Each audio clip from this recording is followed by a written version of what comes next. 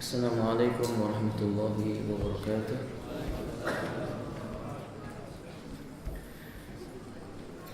Innal hamdalillah nahmaduhu wa nasta'inuhu wa nastaghfiruh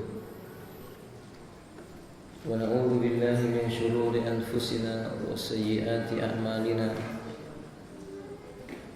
Man yahdihillahu fala mudilla lahu wa man yudlilhu fala hadiya lahu. أشهد أن لا إله إلا الله وحده لا شريك له وأشهد أن محمدا عبد الله ورسول الله.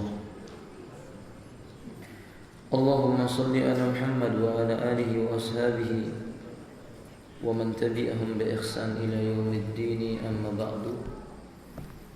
Ikhwati rahimani wa rahimakumullah, kita lanjutkan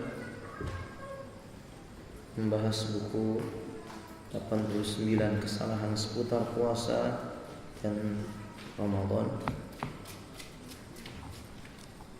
Poin yang ke 19 17.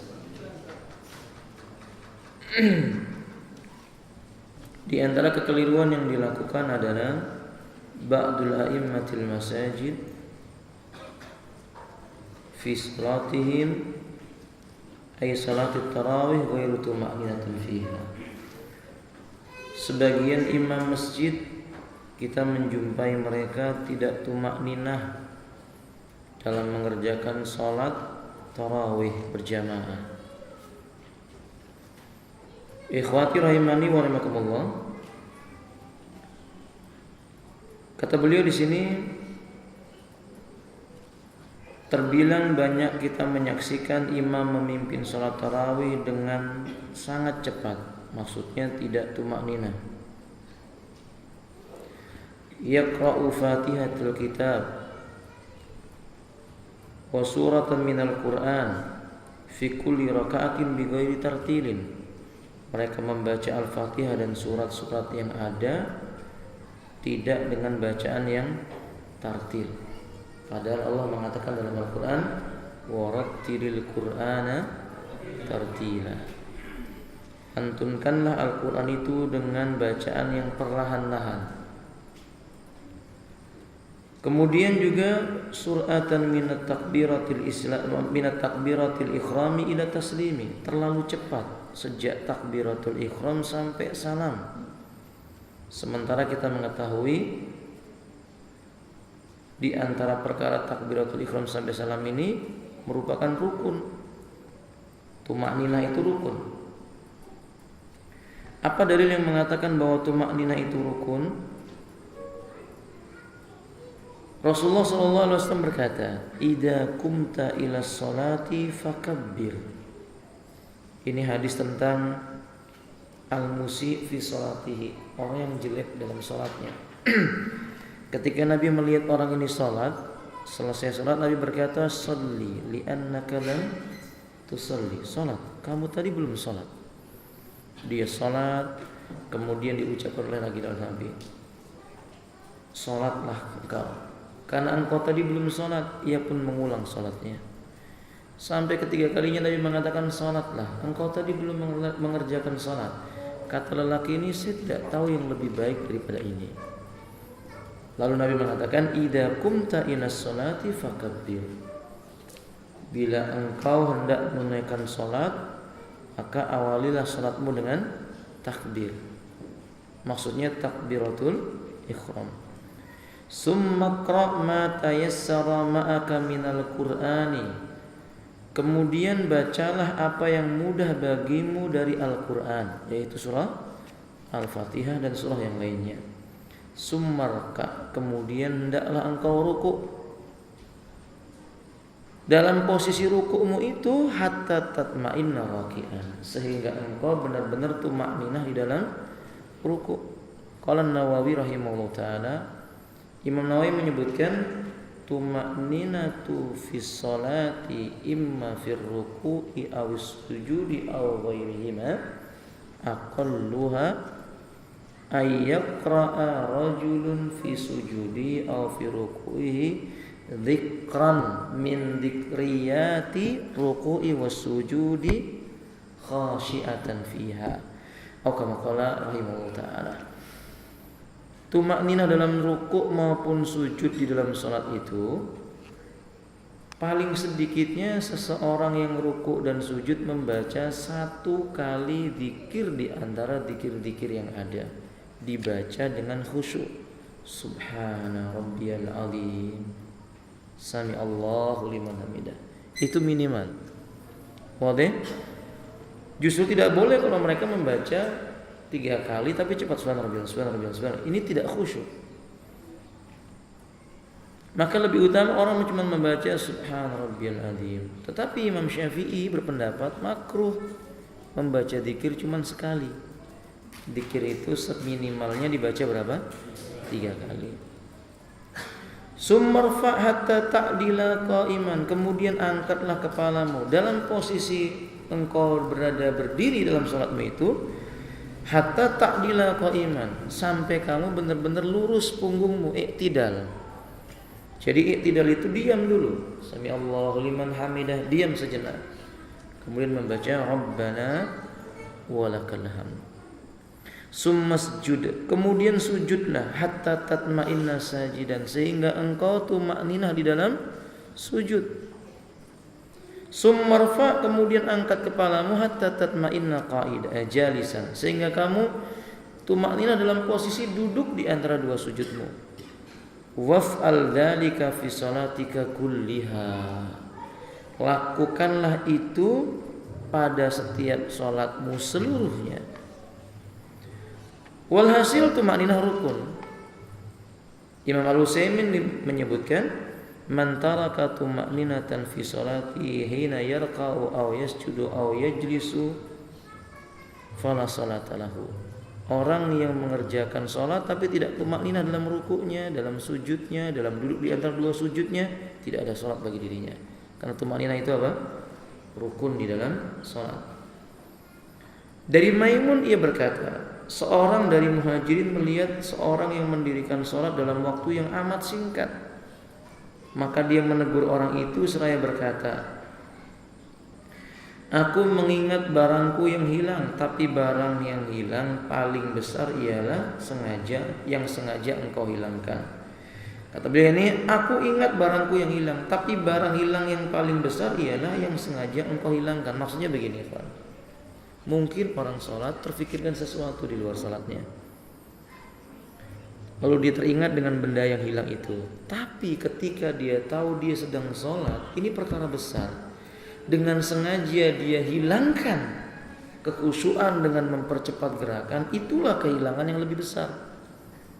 Allah Subhanahu wa taala berfirman, hafidhu 'alas shalawati was salatil wusta wa qumu lillahi qanitin.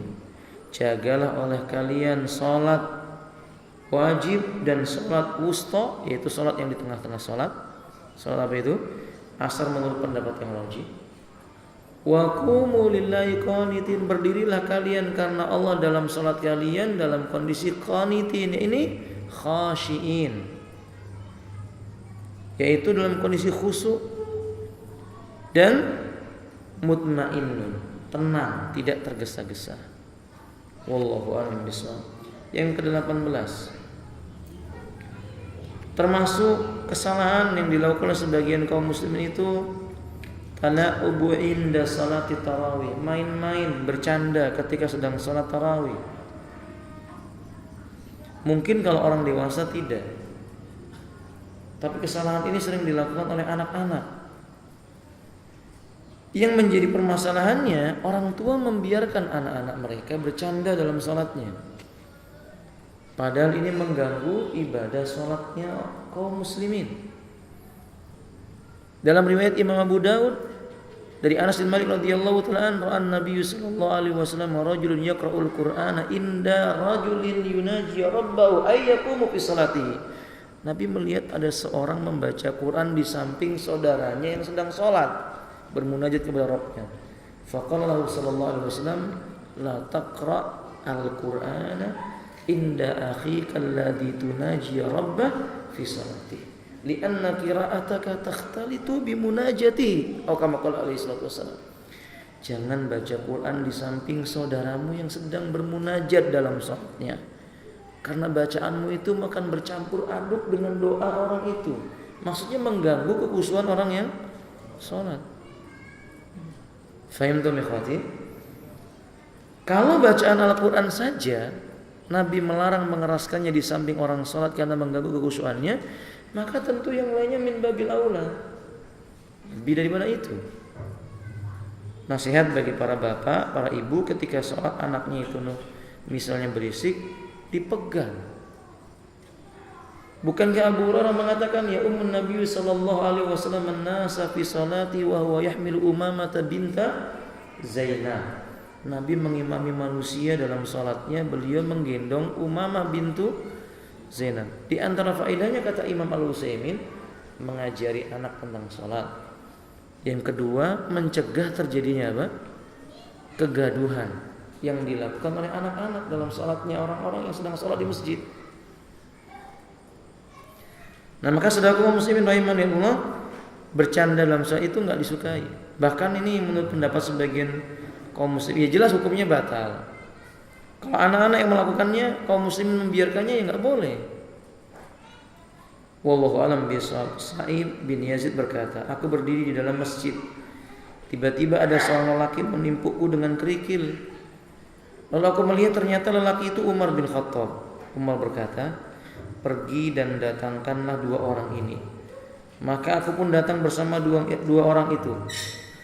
Siapa kalian berdua? Kata Umar. Aku. Atau dari mana kalian berdua? Keduanya menjawab, dari Taif. Umar mengatakan, jika kalian berasal dari penduduk negeri ini yaitu Madinah, aku cambuk kalian berdua ini. Kalian berdua mengangkat suara kalian berdua di masjid Rasulullah sallallahu alaihi wasallam. Lihat, bertertawa ketika orang sedang salat, suaranya keras ketika dia ngobrol ada perang salat. Oleh Umar bin Al-Khattab di masa beliau ditindak dengan cara dicambuk. Itu termasuk sendaguro di dalam apa? Salat. Nah, ini enggak boleh. Ini nasihat buat kita bapak, ke masjid membawa anak tidak dilarang. Boleh. Lawang Nabi juga membawa cucunya. Sahih? Nah, tapi Nabi membawa anak dan cucunya itu ke masjid tujuannya untuk mengajarkan sholat. Maka ketika kita sedang sholat, anak-anak kita diajak sholat. Kalau dia berlari sana, berlari sini, digendong, dipegang. Kalau dia sedang sholat di belakang kita, tengok kanan, tengok kiri, dipegang kepalanya, diluruskan. Suruh diam, kasih isyarat. Itu boleh. Jabir bin Abdullah sholat di samping kirinya Nabi. Maka Nabi memegang telinganya Jabir, dipindahkan ke sebelah kanan. Berarti Nabi memberi isyarat. Ada orang lewat di hadapan Nabi mengucapkan salam, assalamu alayka ayuhan Nabi. Nabi memberi isyarat dengan tangan kanan diangkat ke bawah telapak tangannya sebagai jawaban atas apa? Salamnya. Berarti ini boleh. Termasuk perkara yang darurat, kita mendiamkan anak dalam kondisi ketika apa? Dia berisik di dalam salatnya itu. Wallahu ta'ala a'lamu bishawab. Kemudian berikutnya ini kesalahan besar, tersebarnya hadis maudhu yang disampaikan oleh para duat biasanya di malam Ramadan tentang besarnya pahala salat tarawih pada setiap malam Ramadan. Kita tidak ragu lagi salat berjamaah itu berpahala. Salatul jama'ati tafdulu min salatil fadhi bisab'in wa isrina darajat. Salat berjamaah itu mengungguli salat sendirian mencapai 27 derajat. Ini enggak ragu lagi. Dan Rasulullah SAW mengerjakan salat tarawih juga di masjid Nabi bersama dengan para sahabat. Tapi kalau membawakan riwayat yang berikut ini dari Ali bin Abi Thalib radhiyallahu ta'ala berkata bahwa Nabi SAW pernah ditanya tentang keutamaan salat tarawih pada bulan Ramadan. Nabi SAW berkata, di malam pertama orang mukmin keluar dari dosanya seperti saat dia dilahirkan oleh ibunya. Malam yang kedua diampuni dosanya dan juga kedua orang tuanya jika keduanya orang beriman. Malam yang ketiga malaikat berseru di bawah arsy, mulailah beramal, semoga Allah mengampuni dosamu yang telah lewat. Malam yang keempat ia memperoleh pahala seperti pahala membaca Taurat, Injil, Zabur dan Al-Furqan. Maksudnya Al-Quran. Ini jelas menunjukkan tentang keanehan riwayat ini.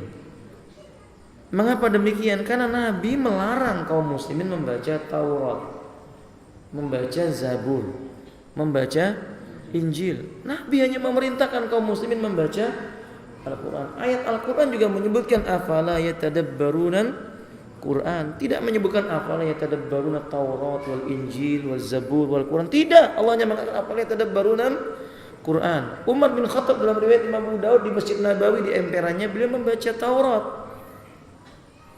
Dalam riwayat yang lain beliau membaca Zabur. Tapi yang rajih yang sahih maksudnya Taurat diturunkan kepada Nabi siapa, Pak? Taurat kepada Nabi siapa? Nah, Nabi bertanya, "Ya Umaru, ma taqra'u?" Apa yang kamu baca? "Qara'tu Taurata ya Rasulullah." Aku baca Taurat. Kata Nabi, "Demi Allah, kalau seandainya Musa hadir pada hari ini, niscaya dia tidak boleh melakukan kecuali apa yang diberikan kepadaku, yaitu Al-Quran." Maka di sini disebutkan dia memperoleh pahala seperti pahala membaca Taurat, Injil, Zabur dan Al-Furqan. Riwayat ini dari segi matanya sudah ganjil. Di malam kelima Allah memberikan pahala seperti pahala orang yang sholat di Masjidil Haram, Masjid Madinah dan Masjidil Aqsa. Di malam keenam Allah Ta'ala memberikan pahala orang yang bertawaf di Baitul Ma'mur dan dimohonkan ampun oleh setiap batu dan cadas. Di malam ketujuh seolah-olah mencapai derajat Nabi Musa alaihissalam. La haula wala quwata illa billah. Mencapai derajatnya siapa? Nabi Musa. Dan kemenangannya atas Fir'aun dan Haman. Padahal Nabi menyebutkan, ikhwati rahimanillah, asaddun nasi bala'an humul anbiya. Manusia yang paling berat ujiannya adalah para nabi. Menunjukkan tidak akan ada mungkin manusia yang sanggup menyamai kedudukannya siapa? Bahkan dari segi pahalanya enggak akan sanggup. Enggak akan sanggup. Di malam yang ke-8 Allah Ta'ala memberinya apa yang pernah dia berikan kepada Nabi Ibrahim alaihissalam. Di malam ke-9 seolah-olah dia beribadah kepada Allah Ta'ala sebagaimana ibadahnya Nabi SAW. Semakin di malam yang ke-10 Allah Ta'ala mengaruni dia kebaikan dunia, dan ke-11 dia keluar dari dunia seperti saat ia dilahirkan dari perut ibunya. Malam yang ke-12 dia datang di hari kiamat dengan wajah bagaikan bulan malam purnama. Ke-13 dia datang di hari kiamat dalam keadaan aman dari segala keburukan, dan seterusnya dan seterusnya. Di sini panjang sekali Fadillah, sampai pada kesimpulan ternyata di sini terdapat dalam kitab Durratun Nasin halaman 16 dan 17 oleh Al-Khubawi. Perlu diketahui, kata beliau, ini hadis mungkar, palsu, sehingga membuat penuntut ilmu menjadi tertawa, geli mengingkarinya. Karena memang iya tadi sudah saya sebutkan, sebagiannya saja menunjukkan aneh. Orang beribadah seperti ini pahalanya sederajat dengan amal perbuatannya siapa? Nabi Musa. Allahul musta'an. Wallahu ta'ala alam bisawab. Nah, beliau justru mengatakan di sini ada indikasi palsunya hadis ini, pahala yang terlalu besar untuk amalan yang sunnah. Banyak keutamaan-keutamaan yang terdapat dalam hadis di atas, termasuk dalam kejanggalan jenis ini. Misalkan pada lafaz Allah memberinya pahala 1000 haji yang diterima. 1000 haji yang diterima. Padahal Nabi menyebutkan contoh bentuk pahala, man i'tamara fi ramadhana faka'annahu yahujju ma'i. Barang siapa berumrah di bulan Ramadan seolah-olah dia berhaji bersamaku. Nabi tidak mengatakan 1000 pahala haji. Tapi dalam hadis ini, di malam yang tertentu, maka kalau dia sholat tarawih, pahalanya sama dengan berhaji sebanyak 1000 kali. Makanya banyak akhirnya orang yang sudah sholat tarawih gak mau haji, dengan alasan sudah apa? Sudah haji 1000 kali. Allahu Akbar. Ini kekeliruan. Ini satu bentuk permasalahan yang perlu disampaikan kepada umat. Hal-hal yang seperti ini tidak boleh dibiarkan, perlu disampaikan. Menyampaikan riwayat-riwayat yang dhaif ini berbahaya. Atau apalagi riwayat yang apa? Yang palsu. Nah, dalam hal ini Dr. Lutfi Fathullah halaman 44 antum lihat, meneliti kitab Durratun Nasihin. Kitab Durratun Nasihin ini beliau mengomentari dengan berkata, ada sekitar 30% hadis yang terdapat dalam Durratun Nasihin itu maudhu. Apa maudhu? Palsu. Kata beliau, di antaranya adalah hadis tentang fadilah dan keutamaan sholat tarawih yang tadi kita baca. Hadis Ali radhiyallahu taala yang tadi kita sebutkan. Dalam riwayat Imam Muslim dari Jabir bin Abdullah, Nabi sallallahu alaihi wasallam bersabda, "Amma ba'du fa inna khairal hadisi kitabullah wa khairul hadi Muhammadin." Ada yang membaca wa khairul huda Muhammadin sallallahu alaihi wasallam. Wa syarrul umuri muhdatsatuha wa kullu bid'atin dhalalah. Maksudnya beliau membawakan riwayat ini untuk menjelaskan keyakinan dengan malam pertama, kedua, ketiga, salat tarawih begini dan begitu, itu perbuatan mengada-ngada dalam agama. I'tiqad yang dilakukan tanpa dasar. Ini muhdas, disebut dengan bid'ah. Wa kullu bid'atin dhalalah. Meninggalkan salat tarawih di malam Ramadan boleh enggak, ikhwan? Boleh enggak kaum muslimin tidak salat tarawih? Iya, karena salat tarawih tidak wajib. Dan kita jangan mengikuti kebanyakan manusia membawakan riwayat ini lalu kita percayai. Kalau kita terlalu banyak mengikuti kebiasaan manusia, justru ini akan tersesat dari jalan Allah. Wa in tuti aksara man fil ardi yudilluka an sabilillah. Kalau kamu mengikuti kebanyakan orang yang di muka bumi, niscaya mereka akan menyesatkan kamu dari jalan Allah. Iyattabi'una illa dhann. Mereka tidak mengikuti kecuali prasangka. Wa inhum illa yakhrusun, dan mereka tidak lain hanyalah berdusta terhadap Allah Ta'ala. Yang ke-20, yang termasuk kekeliruan di dalam perbuatan yang dilakukan oleh sebagian kaum muslimin di bulan Ramadan, yakni bergadang sampai sahur. Ini bulannya ini, bulan ini mulai bulan bergadang. Apalagi nanti Ramadan, nonton ini apa namanya? Iya, piala setan atau piala dunia ini? Wallahu a'lam bishawab. Karena membuat orang melanggar banyak perkara-perkara agama. Saya tidak mengatakan nonton bola hukumnya haram, tidak. Tapi ketika tidak ditempatkan pada tempat yang benar, maka ini satu bentuk tipu daya syaitan. Ikhwan, tidur atau ngobrol sesudah sholat isya mau saya dengan memalamkan tidur dengan perkara-perkara yang hukumnya mubah, itu bisa terbawa kepada perkara yang makruh bahkan sampai haram. Nabi nggak suka memperpanjang pembicaraan selesai sholat isya kecuali perkara yang bermanfaat atau hal yang berkaitan dengan suami dan istri. Ya kalau suami istri wajar dia ngobrol sampai malam, dapat pahala. Lah antum misalnya belum punya istri, ngobrol sama siapa? Mau ngobrol sama siapa? Musibah antum ya alhamdulillah. Nabi kita mengatakan an Abi Barzah radhiyallahu taala anna Rasulullah sallallahu alaihi wasallam kana yaqra'un nauma qabla al-isya'i wal hadisi ba'daha. Coba lihat. Dari Abu Barzah radhiyallahu taala anhu, beliau mengatakan bahwa Rasulullah sallallahu alaihi wasallam itu beliau tidak suka tidur sebelum salat isya dan memperpanjang pembicaraan sudah salat isya.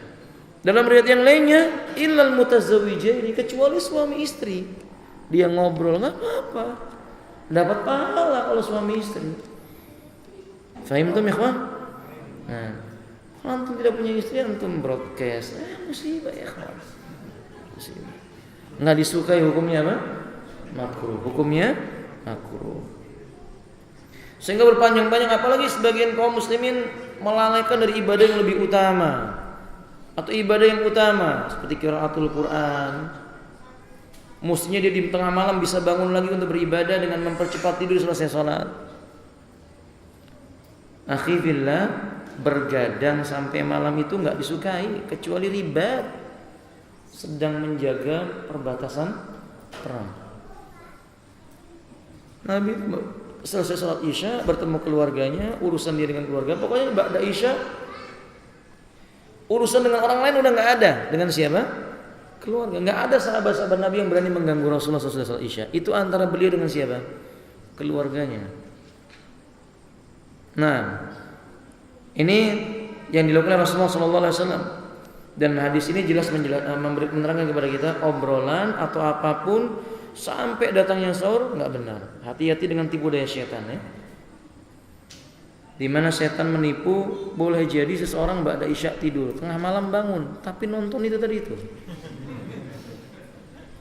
Bukan zikir mengingat Allah. Sekali lagi saya mengatakan bukan haram, tapi cobalah kaum muslimin kita bersikap adil. Berpikirlah yang jauh lebih utama daripada itu. Gunakan qiraatul Quran, zikrullah. Gunakan untuk bertobat kepada Allah, membaca kitab-kitab para ulama. Kesempatan di bulan Ramadan, bulan yang Allah Subhanahu wa taala menjadikan setan itu terbelenggu, kata Nabi sallallahu alaihi wasallam.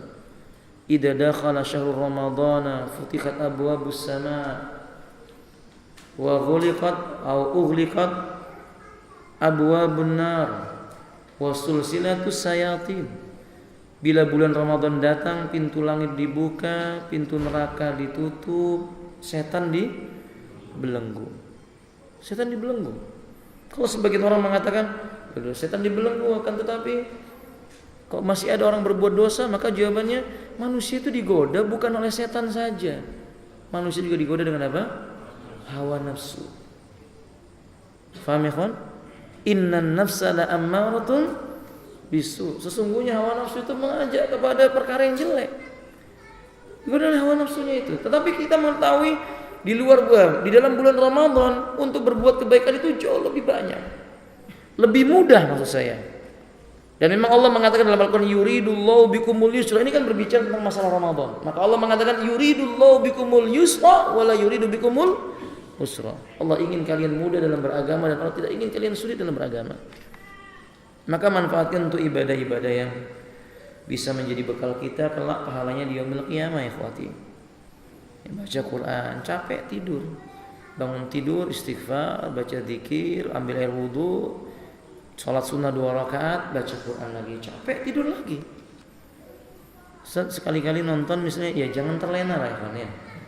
Jangan terlena nonton, mungkin antum nonton apa sepak bola itu, kalau misalnya mengambil pendapat yang mengatakan mubah misalnya, jangan jadi sebagai sesuatu yang rutinitas, jangan. Sallallahu taala assalamu alaikum. Atau antum yang hobi apa namanya? Perang-perangan apa? Bahasanya mana? Apa? Shotgun, sukir. Bangun malam jangan liatin senjata itulah. Nanti bangun malam senjata dipegang-pegang, dilus-lus, bajunya dipegang-pegang. Enggak penting itu, enggak penting. Kalau sudah di rumah tinggalkan itu. Jangan pikirkan lagi senjata. Nanti kalau antum sudah mau perang besoknya baru antum siapkan lagi senjatanya. Fahim? Nah sampai kepada saya beberapa akhwat melapor ini, suami saya sejak sukir luar biasa Ustaz. Sejak sukir luar biasa. Apa maksudnya luar biasa? Senjata aja dipegang-pegang. Ini artinya suami istrinya cemburu ya kawan ya. Sebenarnya istrinya senjatanya. Nasihat buat antum yang sukir ini ya. Nah, barakallahu fikum. Ada yang merasa ini kayak ini.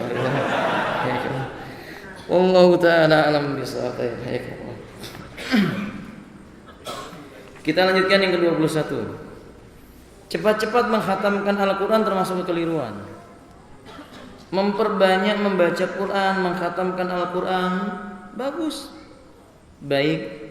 Allah mengatakan dalam Al-Quran Al-Karim, Nabi sallallahu alaihi wasallam bersabda, "Iqra'ul Quran fa innahu safi li sahibihi yaumal qiyamah." Fi riwayah, "Fa innahu safi'un liman yaqra'ahu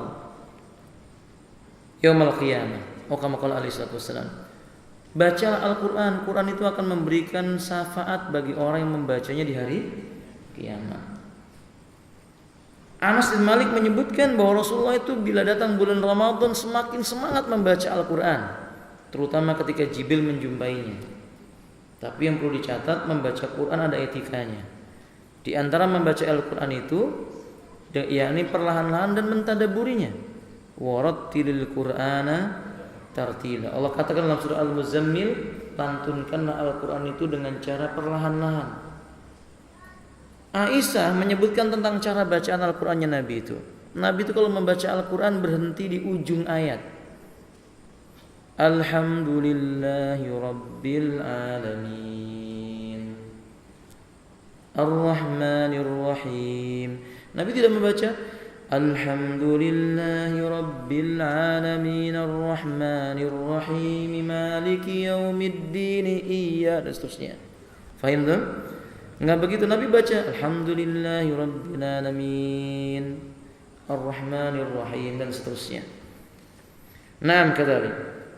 Jadi apabila rahimanillah baca dengan tartil. Al-Utsaimin rahimahullah menyebutkan at-tartilu fil qiraah, yang disebut dengan tartil dalam qiraah itu perlahan dan memahami maknanya. Perlahan dan memahami maknanya. Tapi enggak terlalu pelan sekali seperti apa namanya itu? Biasanya orang yang qari itu kan ya. Satu ayat 1 jam misalnya begitu. Misal demikian. Ini terlalu melampaui batas yang wajar. Yang wajar. Ibnu Abbas radhiyallahu ta'ala ketika menafsirkan firman Allah taala warattilil Qur'ana tartila, beliau mengatakan jelaskanlah ketika membacanya dengan baik. Lafadznya itu yang benar. Alhamdulillah ha. Ketika harus dibaca dengan tajwid yang benar dengan idgham ya idgham, ikhfa ya ikhfa. Misalnya Maliki Yaumiddin, bukan Maliki Yaumiddin, bukan, ditegaskan. Qul huwallahu ahad. Ada apa namanya? Qalqalah, ditegaskan.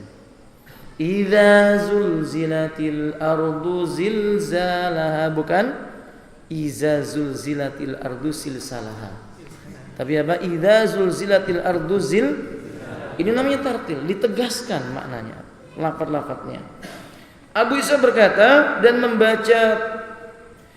membaca jelas bertajwid tidak dapat dilakukan dengan membaca cepat. Yani maksudnya kalau mengamalkan firman Allah warattil Qur'ana tartila itu enggak mungkin dibaca dengan cepat, tajwidnya itu enggak mungkin bisa mengenali mana itu idgham, mana itu ikhfa. Contoh ayat yang berbunyi mata'allakum wa li'an'amikum. Mata'allakum wa li'an'amikum. Tanwin bertemu dengan huruf lam. Apa hukum bacaannya? Nah, kita nggak mungkin bisa membaca dengan kondisi cepat. Sahih? Nah, kata Ibnu Mas'ud radhiyallahu ta'ala memiliki ungkapan berupa celaan bagi orang yang membaca Al-Quran dengan cepat.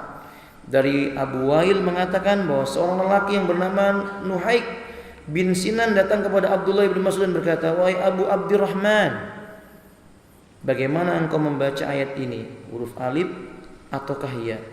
Mimma in ghairi asin atau mimma in ghairi yasin?" Maka Abdullah menjawab, "Semua ayat Al-Quran telah engkau hitung kecuali ayat ini." Ya, semua ayat Al-Quran telah engkau hitung kecuali ayat ini. Lelaki itu berkata, "Sungguh aku membaca surat Al-Mufassal dalam 1 rakaat." Maka kata Abdullah, cepat sekali. 1 rakaat dibaca langsung Alhamdulillahirrahmanirrahim. Amin. Faham? Kok cepat sekali kata beliau, tanpa merenungi maknanya seperti membaca syair saja engkau ini.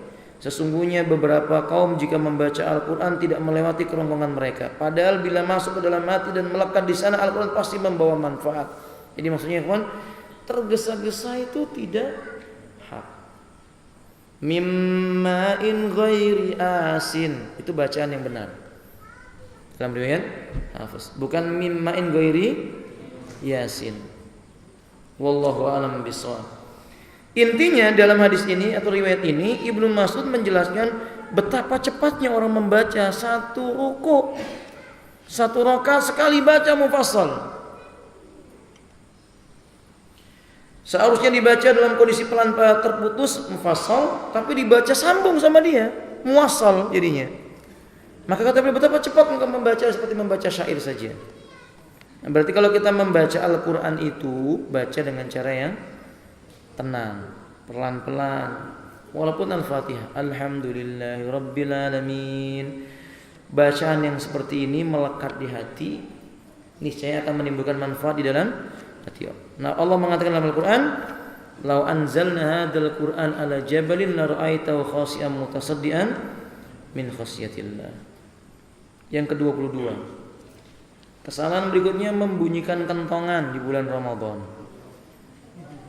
Beduk, teriak-teriak sahur di masjid atau musola atau di jalan-jalan. Ikhwah billah rahimani wa rahimakumullah, kebiasaan seperti ini enggak disukai dalam Islam. Nabi tidak pernah membangunkan manusia di tengah malam dengan mengetuk-ngetuk pintu rumah orang. Lihat Aisyah radhiyallahu taala anha. Aisyah itu menyebutkan salat Nabi sallallahu alaihi wasallam minal laili bitulil qiyami. Nabi pernah salat di suatu malam panjang sekali salatnya itu. Kata Aisyah, jangan pernah kamu bayangkan lama dan indahnya bacaannya.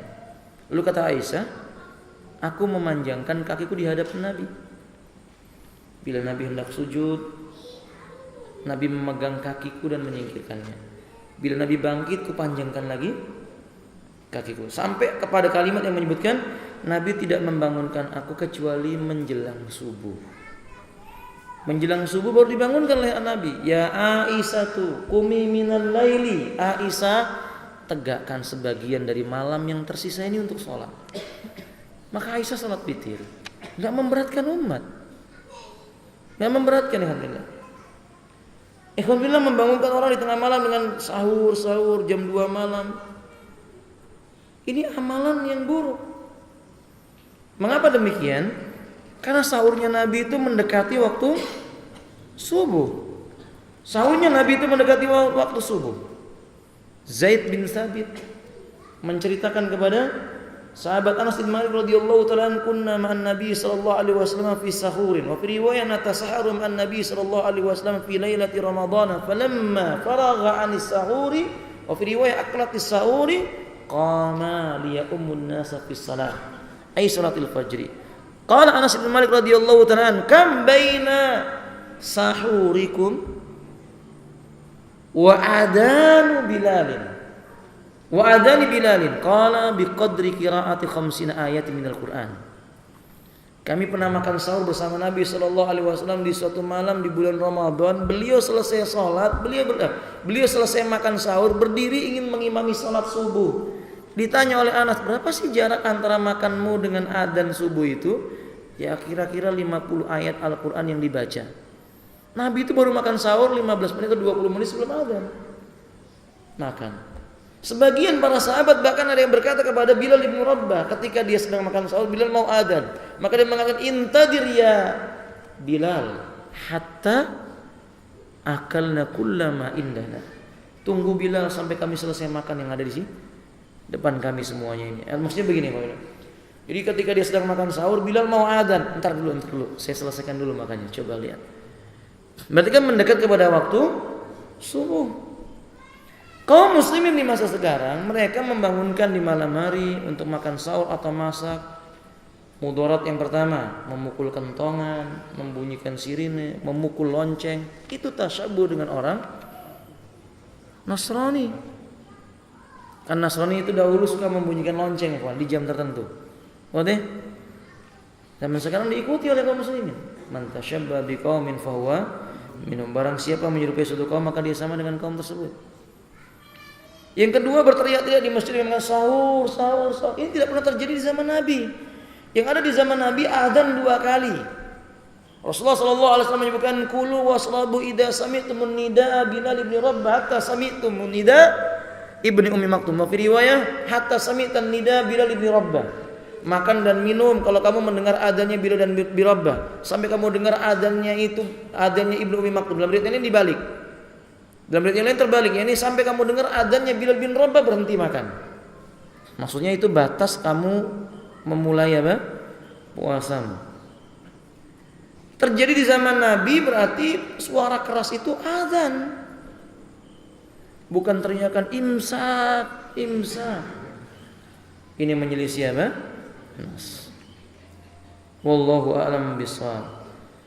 Ternyata ada. Kelihatannya kan baik ya Pak. Atau mungkin antum ada yang mantan imsak gitu kan. Ya berarti jangan lagi dilakukan ya. Nah, kadalik. Wallahu taala alam bisawab. Tentang dalilnya antum lihat dalam buku tersebut. Ujian yang menjelaskan kita berpegang teguh dengan sunnahnya Nabi sallallahu alaihi wasallam.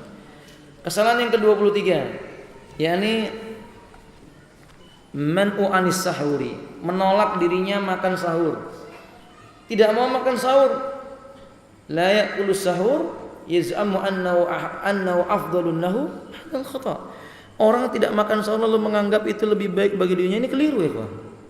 Rasulullah mengatakan tasahharu fa inna fis sahuri barakah. Fa inna fis sahuri barakatan. Makan sahurlah kalian karena sesungguhnya di dalam makan sahur itu ada keberkahan. Dalil yang lainnya dikeluarkan riwayatnya oleh Al-Imam Ibnu Abi Syaibah dan Ahmad dan yang lainnya, as-sahuru aklatun barakatun. Kata Nabi, makanan sahur itu makanan yang penuh dengan barakah. Makanan sahur itu barakah. Fala tada'uhu, jangan kalian tinggalkan makan sahur. Walau ayyajra'a ahadukum jur'atan mimma, walaupun di antara kalian makan sahurnya cukup dengan meneguk air minum saja.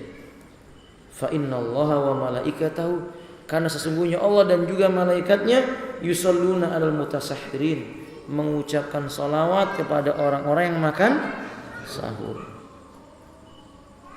Bahkan Nabi mengatakan faslun ma baina siyamina wa siyami ahlul kitab aklatus sahur. Aklatus sahar, yang membedakan puasa kita dengan puasanya ahlul kitab itu ada pada makan sahurnya. Ahli kitab itu kalau puasa enggak makan sahur. Faham tuh? Puasa yang diniatkan puasa sejak dari pagi ya, beda dengan puasa yang diniatkan di tengah hari. Ini puasa sunnah. Antum puasa hari Senin, tadinya enggak niat puasa Senin. Tapi sejak pagi bangun tidur antum belum makan. Sampai datang duhur belum makan. Tanya sama keluarga antum ada makanan enggak ada. Lalu antum berkata kalau begitu sekarang saya niat puasa Senin. Boleh, enggak apa-apa. Tapi kalau antum sudah tahu besok mau puasa Senin, lalu antum mengatakan ya udah, malam ini enggak perlu sahur lah, insyaallah kuat. Ini keliru. Apalagi kalau sampai bangga. Semalam Masya Allah saya enggak makan sahur, alhamdulillah kuat. Nah, ini kan bangga. Keliru. Padahal yang benar justru orang yang meninggalkan makan sahur itu dia beristighfar, minta ampun sama Allah karena meninggalkan sunnah. Itu kalau makan sahur hukumnya apa? Sunnah. Sementara sebagian para ulama menghukumi makan sahur itu hukumnya apa? Wajib. Karena hadisnya menyebutkan tasahharu, makan sahurlah kalian. Diperintahkan. Bagaimana hukum menyelisih sunnah? Falyahdharil ladzina yukhalifuna an amri an tusibahum fitnatun aw yusibahum adzabun alim. Hendaklah merasa takut orang yang menyelisih perkaranya Nabi kalau Allah timpakan kepada mereka fitnah atau Allah timpakan kepada mereka adab yang pedih. Dia mestinya istighfar karena menyelisih puasanya Nabi dengan meninggalkan makan sahur. Maka jangan remehkan makan sahur ya. Jangan remehkan makan sahur. Dan terutama waktu sahur itu waktu utama. Allah mengatakan wal mustaghfirina bil ashar. Orang mukmin yang sejati itu senantiasa memohon ampunan di waktu sahur. Itu ada keutamaan ketika kita bangun makan sahur, kita banyak beristighfar, minta ampun kepada Allah Azza wa Jalla. Yang ke-24, sahur di awal waktu ini juga tidak disukai. Walaupun tidak sampai haram ya. Di awal waktu misalnya sahur jam 10 malam gitu. Atau mungkin di tengah malam, jam 2 malam, di mana kaum muslimin memperberat diri, menyalakan api, kemudian mereka memasak, akhirnya timbul bencana. Padahal Nabi SAW itu menyebutkan, idza nama ahadukum, apabila salah seorang di antara kalian mau tidur, apa kata Nabi? Falyutfi an-nar, padamkanlah olehnya api, lilinnya suruh matikan. Fa inna aduwwul lakum, karena sesungguhnya api itu musuh bagimu. Api itu menjadi musuh bagimu. Artinya kalau ada orang tengah malam dia masak sudah tahu ngantuk nih, dia ngantuk ya billah. Orang sholat saja kalau ngantuk diperintahkan untuk apa? Tidur. Nabi melarang orang ketika mau sholat ngantuk suruh tidur dulu. Faham tuh? Apalagi ini cuma makan. Mestinya kalau dia yakin ini ngantuk bakal tidur, jangan nyalakan kompor, matikan sudah. Makan sahurnya Nabi itu mudah. Dan Nabi yang mengatakan aklatu sahuril mu'min at-tamru. Makanan sahurnya orang beriman yang paling utama itu kurma. Cukup sudah, alhamdulillah. Antum enggak repot, enggak bingung bikin telur dadar, mie rebus. Antum enggak bingung itu, bangun tengah malam, antum berwudu, membersihkan mulut antum makan sahur dengan makan kurma. Kalau antum mau menambah makanan yang lainnya boleh saja, tapi tidak memberatkan diri antum. Ya, yang di kesalahan sahur di awal waktu ini kesalahannya adalah memperberat diri dalam beragama. Sementara Nabi menyebutkan la taghlu fi dinikum, jangan kalian bersikap ghulu dalam beragama. Wallahu taala alam bisawab. Kemudian yang ke-25 imsakiyah, jadwal imsakiyah, maksudnya ini kekeliruan. Imsak maknanya menahan. Imsak itu maknanya menahan. Sedangkan makna shaum ibadatun makhsusatun jaa minal qur'ani wa sunnatin nabiyina Muhammadin sallallahu alaihi wasallam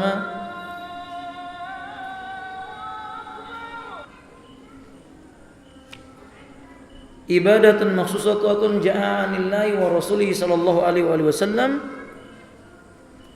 bi imsaki tu'matan aw syurbatan aw muftirat min tulu'il fajri ila ghurubati syams. Abu Malik mengatakan yang namanya puasa itu menahan diri, ibadah khusus datang dari Al-Quran dan sunnah bimbingannya dengan cara menahan makan, minum dan hal-hal yang membatalkan dari sejak terbitnya fajar sampai tenggelamnya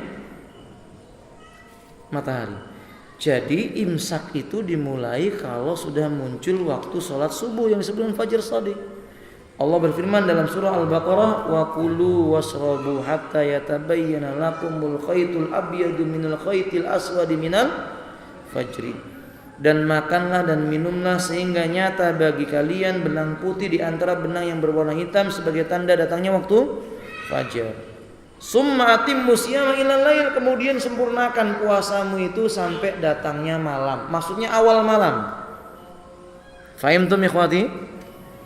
Maka ini menjelaskan kepada kita bahwa imsak itu kalau sudah masuk subuh. Bahkan Nabi mengatakan dalam riwayat Muslim, inna bilalan yu'adzinu bil-laili. Bilal itu kalau adzan masih gelap. Fakulu washrabu, silahkan kalian tetap makan dan tetap minum hatta tasma'u ta'dina ibni ummi maktum, sampai kamu mendengar adzannya ibnu ummi maktum, adzan yang kedua. Fa innahu la yu'adzinu hatta yatla al-fajru. Sesungguhnya dia tidak akan mengumandangkan adzan kecuali setelah munculnya fajar, waktu salat subuh, fajar shadiq. Di sini memberi kita beberapa faedah. Faedah yang pertama, disyariatkan adzan 2 kali. Maka saya menasihatkan kepada teman-teman di Masjid An-Nasai mulai disosialisasikan adzan sebanyak 2 kali. Ya, kita datang kepada RT setempat, beritahu Pak, nanti kita mau mengamalkan sunnah di malam Ramadan itu adzan sebanyak 2 kali. Sebelum subuh 15 menit sebelumnya kita adzan. Nanti adzan lagi ketika sudah masuk waktu salat subuh. Sampaikan. Oke? Sampaikan. Ini sunnah. Dan sudah mulai ditinggalkan oleh manusia pada hari ini. Hampir tidak ada masjid yang adzan 2 kali. Hampir tidak ada. Fahimtum ya kawan? Nah, ini faedah yang pertama. Faedah yang kedua, di zaman Nabi juga muadzinnya 2, Bilal dan siapa? Ibnu Ummi Maktum. Faedah yang ketiga, berhentinya makan dan minum itu kalau sudah masuk adzan yang kedua. Yaitu maksudnya salat apa? Subuh. Wallahu taala a'lamu bissawab. Walhasil jadwal imsakiyah itu bukan perkara yang datang dari sunnah. Adapun orang mengatakan imsak jam sekian, anehnya itu mereka berkata imsak jam sekian, subuh jam sekian, jaraknya masih 15 menit. Ini kekeliru. Berarti itu sebenarnya di zaman Nabi itu awal mula Nabi baru makan. Nabi baru makan, selesai makan baru adzan. Baru imsak yang sesungguhnya. Fahim tuh? Nah, yang ke-26. Termasuk kekeliruan di dalam bulan Ramadan melafadzkan niat berpuasa. Melafadzkan niat berpuasa. Ingat pendapat yang rajih niat itu tiap malam. Man lam yujma' asyam qabla tulu'il fajri fala siyama lahu. Akhrajahu Ahmad, Abu Daud wa ghairuhuma. Barang siapa yang tidak mengumpulkan niat di malam hari sebelum datangnya waktu subuh, maka tidak ada puasa baginya. Maka hendaklah berniat setiap malam. Tajdidun niyat wa tabyid. Tabyidun niyat wa tajdiduha, yakni memperbaiki niat tiap malam. Dan niat itu di mana tempatnya? Kama qala Imam Ahmad, an-niyatu ibadatun qalbiyatun. An-niyatu maqamuhal qalb. Faman talaffat bin niyatihi faqad ibtada'a. Niat itu ibadah hati, tempatnya di hati. Barang siapa melafadzkan niat, dia telah berbuat bid'ah.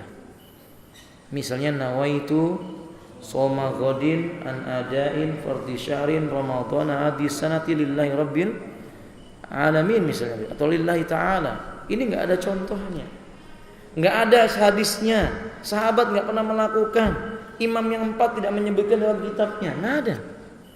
Tapi niat itu keinginan melakukan sesuatu disebut dengan niat.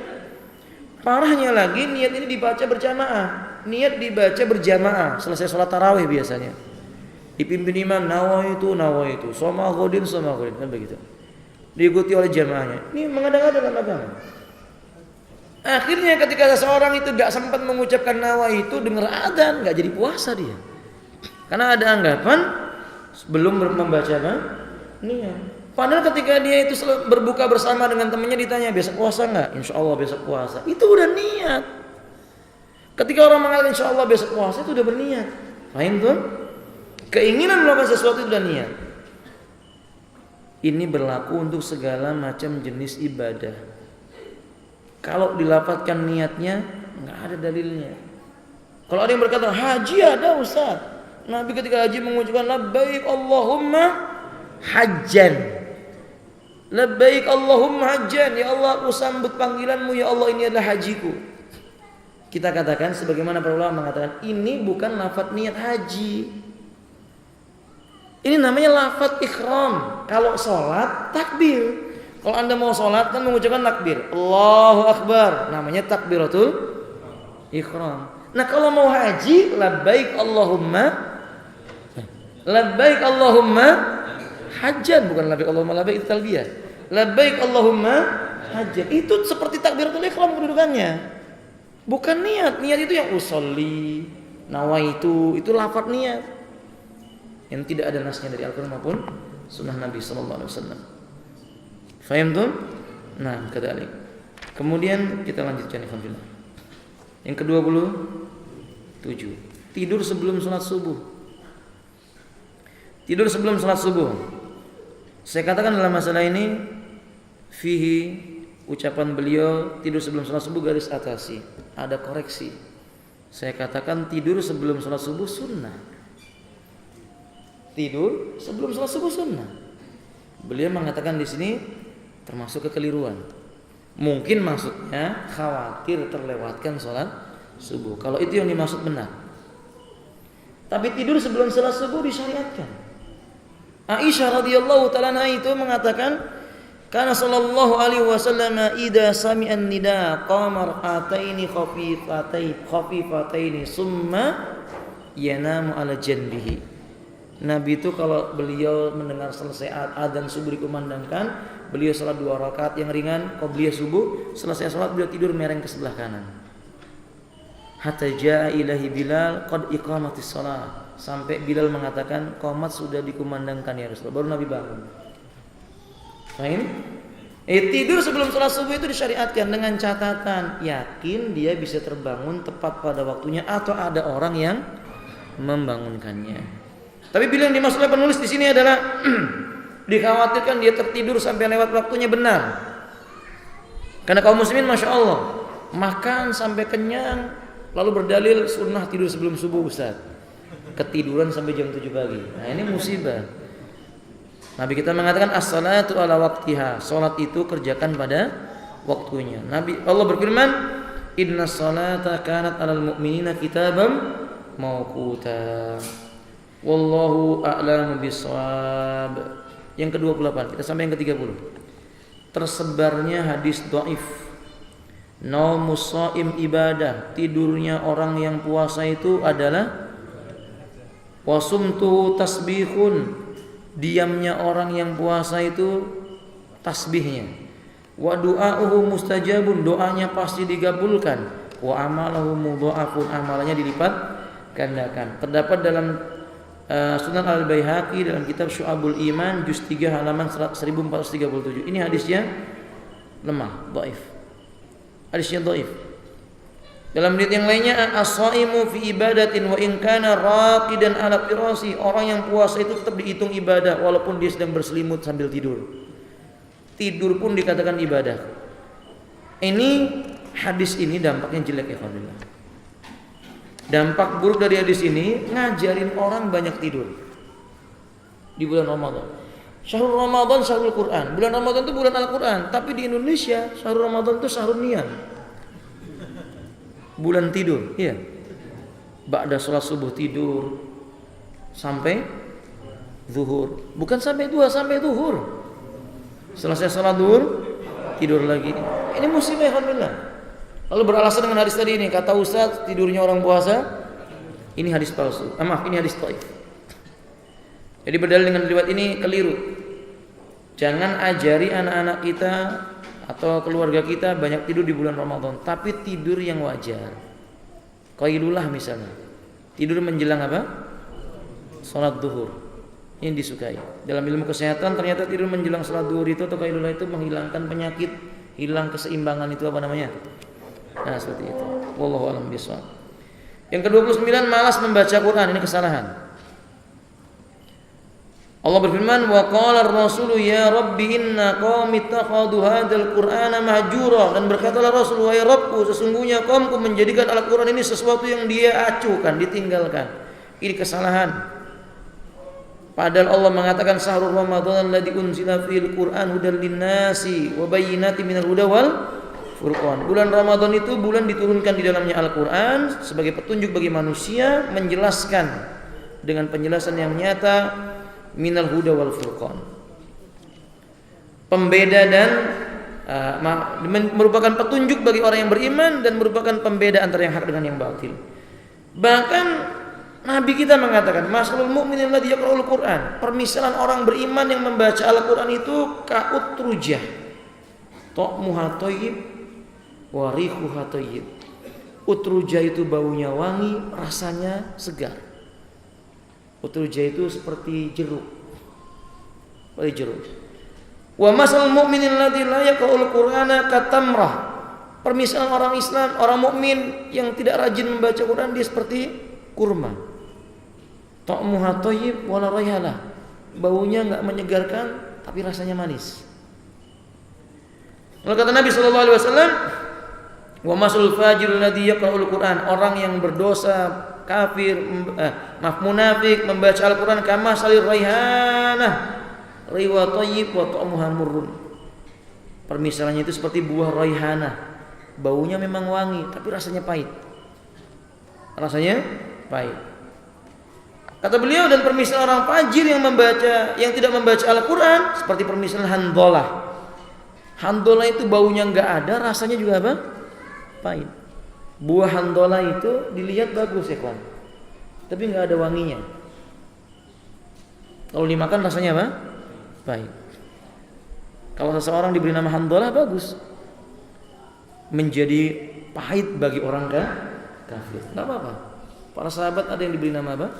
Handola. Wallahu a'lam bishawab. Dan ikhwan billah, Nabi mengatakan fadlul Qur'ani ala sa'il kalami ka fadlillahi ala khalqi. Keutamaan Al-Qur'an atas ucapan yang lainnya itu seperti keutamaan Allah atas makhluknya. Jadi rugi manusia yang dia keluar dari bulan Ramadan sementara dia tidak mengkhatamkan Quran. Ingat, saya nasihatkan kepada diri saya dan kepada antum, minimal dalam bulan Ramadan khatam 1 kali Al-Qur'an. Targetkan itu ya ikhwan billah. Istiqomah. Tiap selesai salat 2 lembar. Tiap selesai salat 2 lembar. Insyaallah antum akan dapat 1 juz dalam 1 hari. Faham tuh? Nah, semoga bermanfaat. Yang ke-30 yang terakhir, malas berdoa ketika sahur, ketika berpuasa dan berbuka. Saya tambahkan, demikian pula berdoa ketika berbuka dengan cara yang tidak dituntut oleh syariat juga salah. Misalnya mengucapkan Allahumma laka sumtu wa bika, ini kan riwayatnya dhaif. Atau berdoa memimpin orang berdoa lalu diaminkan sebelum berbuka puasa, enggak ada dalilnya. Doa sendiri-sendiri. Enggan berdoa ketika berbuka dan ketika makan sahur kekeliruan, karena Allah mengatakan wal mustaghfirina bil ashar, orang beriman itu orang yang selalu memohon ampunan di waktu sahur. Nabi berkata salah sudah awatin mustajabat, 3 doa yang tidak akan ditolak, akan dikabulkan oleh Allah. Da'watus shaim, doanya orang yang sedang berpuasa. Wa da'watul madlumin, doanya orang didolimi. Wa da'watul musafir, dan doanya orang yang bepergian. Termasuk doa orang yang berpuasa berarti doa menjelang berbuka puasa. Wallahu a'lam bishawab. Mudah-mudahan yang sedikit ini bermanfaat. Kita lanjutkan pertemuan kita pada pertemuan yang akan datang. Insyaallah di pertemuan yang akan datang kita akan tanya jawab. Antum siapkan pertanyaan antum dengan tulisan. Ya, di 10 menit sebelum diakhiri kita akan tanya jawab insyaallah. Sampai di sini akhiru da'wana alhamdulillahirabbil alamin, subhanakallahumma wa bihamdika asyhadu an la ilaha illa anta astaghfiruka wa atubu ilaik. Assalamualaikum warahmatullahi wabarakatuh.